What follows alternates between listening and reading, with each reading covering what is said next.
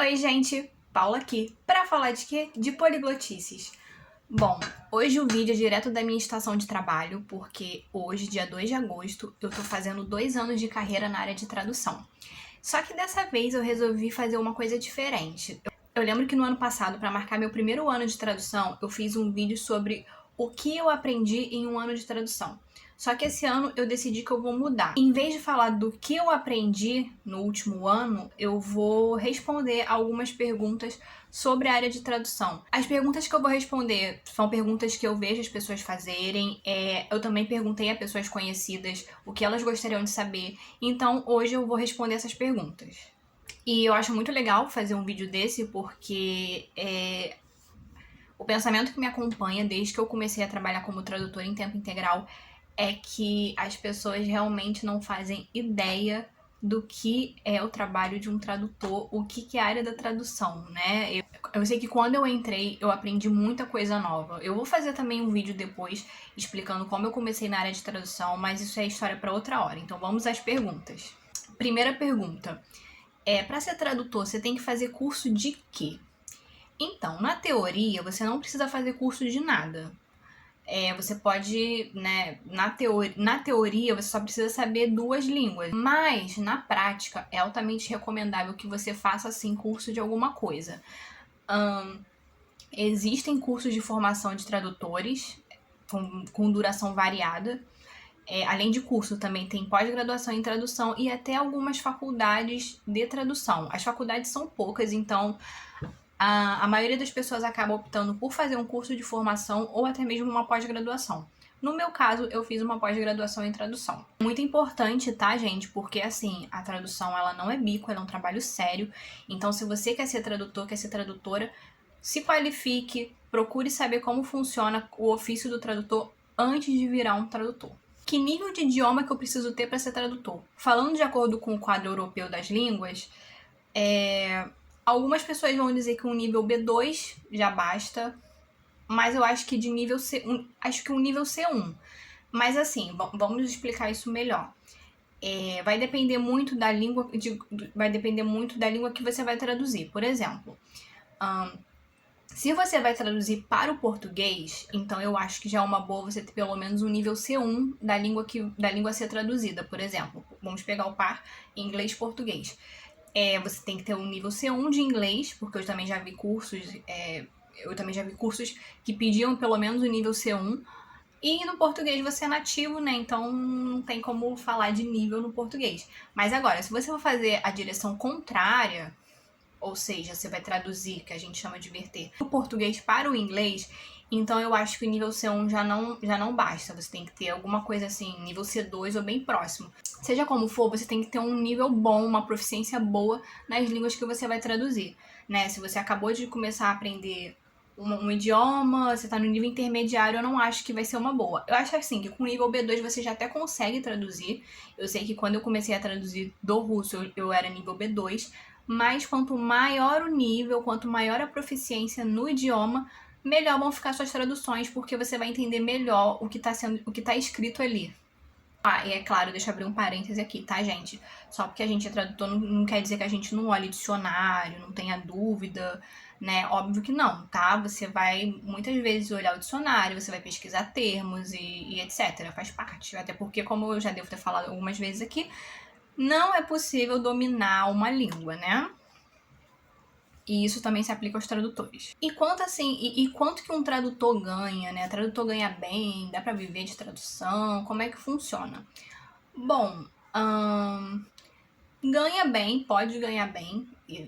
O ganhar bem vai depender de vários fatores, né? Porque vai depender das tarifas que você cobra. Se você cobrar pouco, você não vai ganhar tanto assim, a não ser que você trabalhe pra caramba pra ganhar esse tanto.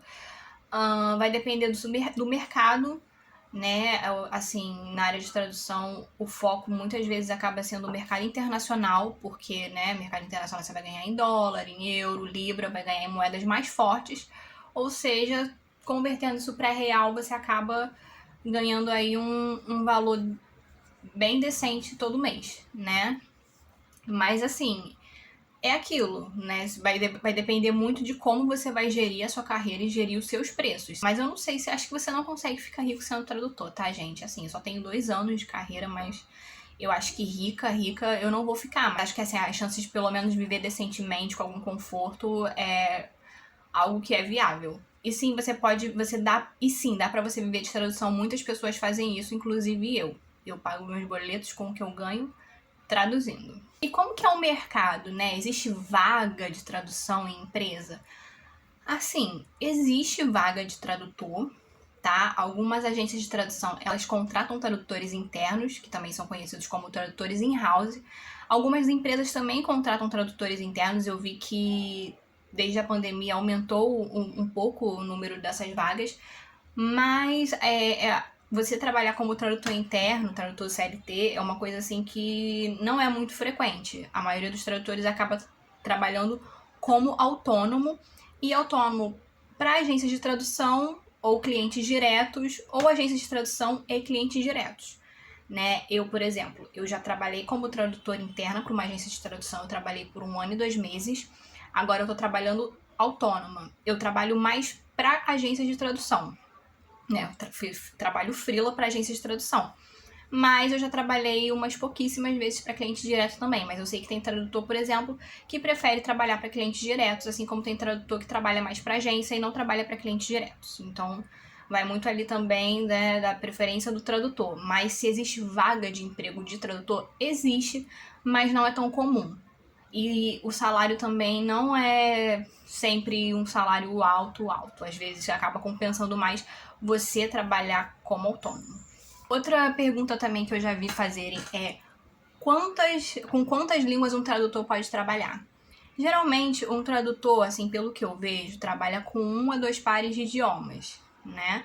Mas não tem um limite de quantas línguas você pode trabalhar. O que eu acho, assim, importante você ter em mente é que você tem que saber muito bem as suas línguas de trabalho. Se você fala 5 idiomas e quer trabalhar como tradutor nos 5 idiomas, você tem que saber bem os 5 idiomas. Assim, eu já vi sim tradutores que trabalham com 4, 5 pares de idiomas. Eu não acho que seja uma coisa super comum, mas existe, tá? E não tem nada assim. Acho que não tem nada falando que tá errado fazer isso. Foi só o que eu falei. Se você vai trabalhar com esses pares de idiomas, você tem que saber bem. E uma coisa também que eu acho que eu tenho que ressaltar aqui é, por exemplo, vamos supor que você fala inglês. Se você for trabalhar como tradutor de inglês, você não é obrigado a trabalhar traduzindo para o inglês, tá? Geralmente, o mais comum e até o mais aceitável assim em certos mercados é que o tradutor ele seja falante da língua de chegada. O que é a língua de chegada? É a língua para a qual você vai traduzir. Então, se a pessoa quiser um tradutor de inglês-português, por exemplo, ela vai querer um tradutor que é falante nativo de português. Mas aí, voltando ao que eu queria dizer, você não é obrigado a traduzir para o inglês. Você pode simplesmente trabalhar como tradutor inglês-português. Pronto, você não precisa fazer o caminho inverso, que o caminho inverso é o que a gente chama de versão. Inclusive, eu já fiz um vídeo sobre isso no canal e eu vou deixar linkado aqui em cima. Eu, por exemplo, eu falo russo, né? Eu falo russo e inglês, como vocês sabem. Eu traduzo essas línguas, mas eu não faço versão. Ou seja, eu só traduzo do inglês, do russo para o português. Mas eu não faço o caminho inverso. E não é errado um tradutor fazer isso, tá? Isso não torna o tradutor burro ou incompetente. Foi o que eu falei, alguns mercados eles preferem que o tradutor seja nativo da língua de chegada, enquanto outros são mais flexíveis. No Brasil, por exemplo, a procura de tradutores que fazem versão é muito grande, porque eu acho assim que, pelo que eu sei, eu acho que não tem tanta mão de obra que faça o caminho inverso no Brasil, então acaba tendo uma demanda bem grande. Né? Eu tenho planos de fazer versão para o inglês um dia, mas eu ainda não consegui concretizá-los. Mas aqui no Brasil, por exemplo, é aceitável você traduzir para uma língua estrangeira sem ser nativo daquela língua estrangeira. E como é que trabalha o tradutor? Como é que é o dia a dia de trabalho de um tradutor? Então, a gente basicamente, né, uma outra coisa também que eu esqueci de diferenciar aqui, mas que é muito importante, Tradução e interpretação. Eu também já fiz um vídeo sobre isso aqui no canal, vou deixar linkado aqui em cima. Mas tradutor e intérprete, eles são duas coisas diferentes. Em que sentido? Tradutor e intérprete, eles são tradutores, sim. Mas o tradutor, ele faz tradução escrita. E o intérprete, ele faz tradução falada. Eu, por exemplo, eu trabalho só com tradução, eu não faço interpretação. Eu trabalho remota, eu trabalho em casa, eu tenho a minha estação de trabalho com as minhas coisinhas, eu tenho minhas ferramentas no computador. E então eu trabalho quando chega uma agência e me manda um projeto, e aí eu aceito o projeto, eu faço o projeto, entrego, e é isso. Sobre a carga horária, depende muito. Quando eu trabalhava como tradutora interna e freelancer, eu trabalhava muito. Eu trabalhava, às vezes, eu chegava a trabalhar, assim, 12 horas por dia era o normal pra mim. Teve um dia que eu cheguei a trabalhar 15 horas seguidas, só parando pra ir no banheiro e comer. Mas enquanto tradutora freelancer, vai depender muito da carga de projetos que você vai ter, né? Se eu tiver com muito projeto, eu vou trabalhar um dia normal de trabalho, 8 horas, às vezes 12. Se eu tiver com um dia mais tranquilo, vou trabalhar 6, vou trabalhar 5. Hoje, por exemplo, eu trabalhei 7 horas. Amanhã eu devo trabalhar um pouquinho menos. Até porque, assim, gente, é muito difícil também você afirmar é isso, porque a gente acaba tendo uma vida muito dinâmica mesmo sem sair de casa. Porque, como eu falei, quando a gente trabalha para agências, né, a gente vai ter lá nossa cartelinha de clientes, nossa cartelinha de agências, e vai ter dia que, de repente, duas ou três agências vão entrar em contato com você, e aí vão te mandar um projeto. Se você tiver disponibilidade, você vai aceitar, e cada agência, cada projeto vai ter um prazo, vai ter tradução que de repente vai ser para daqui a 2 horas, vai ter tradução que é para o dia seguinte, ou se for uma tradução maior, ela pode ser para daqui a 2, 3 dias. Então acaba sendo um cotidiano muito dinâmico, entendeu? Sobre trabalhar fim de semana e feriado, eu trabalho fim de semana. Eu sei que tem gente que não trabalha de jeito nenhum, eu ainda trabalho. Feriado eu também trabalho, a não ser assim Natal, Ano Novo, que aí eu evito trabalhar. Mas eu trabalho fim de semana e feriados. Eu também evito trabalhar na noite do meu aniversário para poder comemorar, ficar com a minha família e tal. Mas aí vai muito de cada um, né? É aquilo que uma vez falaram. A gente pode, de repente, se a gente não quiser trabalhar numa segunda, a gente pode trabalhar num sábado, né? Ou não sei, vou trabalhar domingo e vou tirar a quarta-feira de folga, coisas assim. A gente tem essa flexibilidade. Outra coisa que também vocês devem estar se perguntando, né? Eu já falei de como é o mercado, se tem vaga, como o tradutor trabalha, mas como é que ele consegue esses trabalhos? Então, se for cliente direto, é aquilo, né? Você tem que fazer o seu marketing, você tem que divulgar o seu trabalho para que as pessoas possam te procurar quando elas precisarem de você. Já a agência, você pode entrar em contato com as agências diretamente, né? Tem agência que tem uma parte no site onde você pode mandar seu currículo e tal, ou também frequentar páginas e grupos de tradutores, né? A gente tem na tradução, a gente tem o PROS e o Translators Café, que são 2 portais de tradutores que tem fórum, anunciam vagas e tudo mais, e você pode também conseguir trabalhos por esses sites. E geralmente, no caso de agência, quando elas entram em contato com você, né, com o interesse de firmar ali uma parceria de trabalho, a maioria das agências pede para você fazer um teste de tradução. Os testes costumam ser pequenos, tá, gente? Não pode ser assim, não.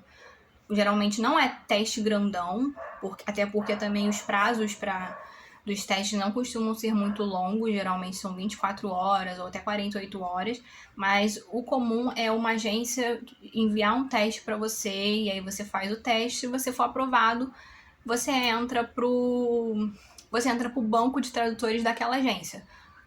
É claro que não quer dizer que, né, passei na agência, agora eu vou ter trabalho todo dia. Não é bem assim, né? Às vezes você fica um tempinho no banco da agência, mas enfim, você conquistou o cliente, uma hora pode chegar um trabalho daquele cliente para você. Mas basicamente é isso. As agências, a maioria delas, elas pedem que a maioria delas pede que você faça um teste. Mas eu já vi agência também que pede amostra das suas traduções. Só que a questão da amostra é uma questão assim meio, eu vou falar complicada, mas em falta de palavra melhor, porque Uma coisa que a gente tem que ter em mente quando traduz é que a gente é muito cercado de acordos de confidencialidade.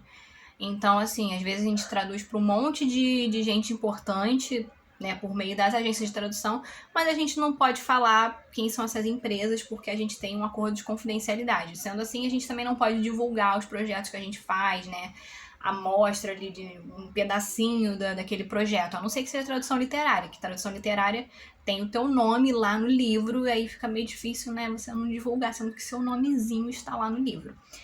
Mas aí, o que as pessoas fazem com essa questão de amostra? Eu, por exemplo, eu já tive que mandar amostras do meu trabalho para algumas agências, foram poucas, porque a maioria ainda pede teste.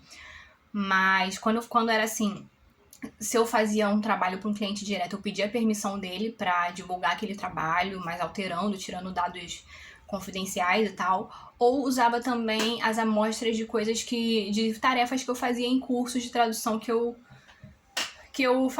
em cursos de tradução que eu fazia, por exemplo, legendagem, eu fazia um curso de legendagem, eu fazia os exercícios, aquilo acabava contando pro meu portfólio, ou fazia as tarefas da pós, portfólio, eu fiz um curso de tradução médica, tarefas do curso, portfólio e assim. Mas geralmente as agências, elas pedem para que você faça um teste. E outra pergunta também que as pessoas devem fazer é quais são as áreas de tradução, né? Porque eu tenho a impressão que quando se fala em tradução, as pessoas pensam muito em legendagem, tradução literária e tradução técnica.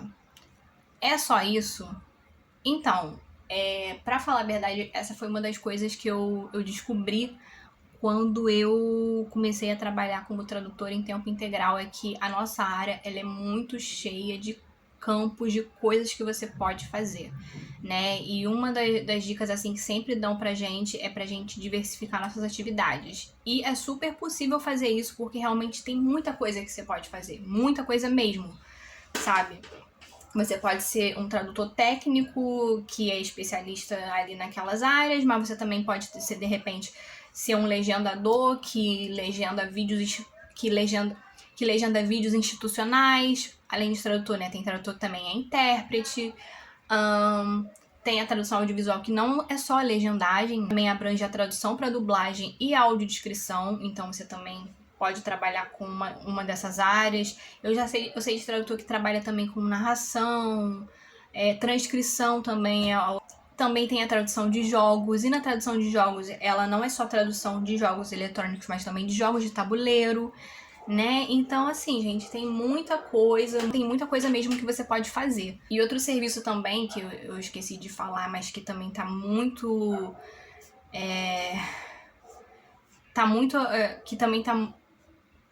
Que tá tendo um grande destaque na área de tradução é o serviço de pós-edição de tradução. Pós-edição nada mais é do que você fazer a edição da tradução de máquina. Isso é, inclusive, uma outra pergunta que as pessoas devem fazer também. E não, a gente não traduz usando tradução de máquina, Google Tradutor, nada disso. A gente traduz da cabecinha. E aí eu vou finalizar o vídeo com duas perguntas que me fizeram quando eu pedi pra perguntarem qualquer coisa sobre tradução. Uma eu deixei essas pro final porque elas são mais específicas, e são elas. A primeira, eu vou trabalhar com tradução de jogos. Então, a tradução de jogos, existem cursos de tradução de jogos, tá? Em algumas pós-graduações e cursos de formação de tradutor, eu sei que esse já é um módulo inserido no curso geral, mas existe também um curso específico de tradução de jogos. Eu sei que eu fiz pela Cursos Cult, foi um mês, eu acho. Acho que foi um mês, 4 aulinhas, uma vez por semana. Foi bem legal. Eu sei também que foi bem legal, mas existem outros cursinhos de tradução de jogos também. Além do curso de tradução de jogos, eu sei que tem um grupo no Facebook que eu acho que se chama Indie Games Localization, alguma coisa assim, que ele é um grupo de tradução de jogos, e é o quê? É esse pessoal que tem esses joguinhos indie, né, que chama, que procurando tradutores, pessoas que possam traduzir os jogos deles. E geralmente, assim, rola muita tradução voluntária ali. Então, de repente, se você quer começar na área de tradução de jogos, procurar uma tradução, né, voluntária na área de jogos, né, em grupos assim, de repente é uma boa para você já começar a montar um portfólio e tudo mais. E também tem a plataforma Localizer. Eu vou deixar o link dessa plataforma na descrição, que também é tradução de jogos de forma voluntária. Ou seja, você vai traduzir e você não vai ganhar nada. O máximo ali que você vai ganhar são os créditos por aquela tradução. E a outra pergunta é sobre tradução na área médica. Onde fazer um curso de tradução na área médica? Eu fiz curso de tradução na área médica, eu fiz pelo Traduza, que é muito reconhecido nessa área de tradução da área médica. O curso deles dura uns 4 a 5 meses, eu gostei pra caramba, foi um investimento que valeu super a pena.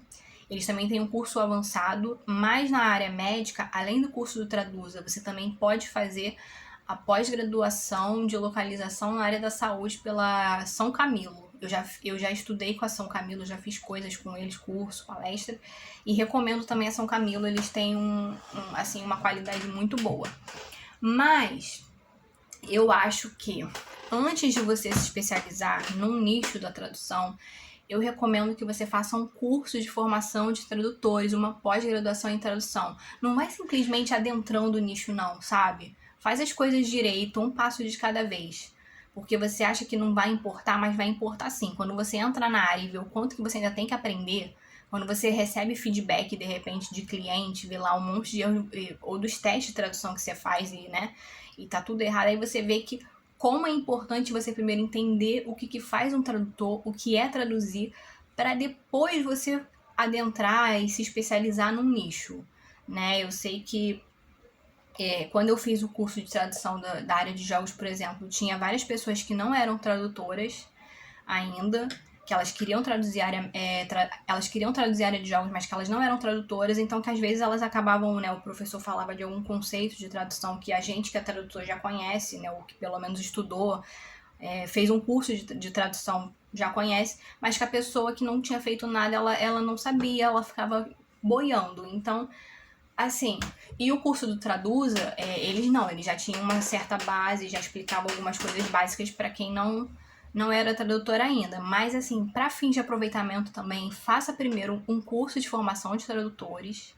e depois você faz um curso de especialização em alguma área médica, tradução de jogos de tabuleiro, enfim, o que você quiser fazer. Mas eu recomendo que primeiro faça um curso de formação de tradutores e depois você vai ali, né, decidir.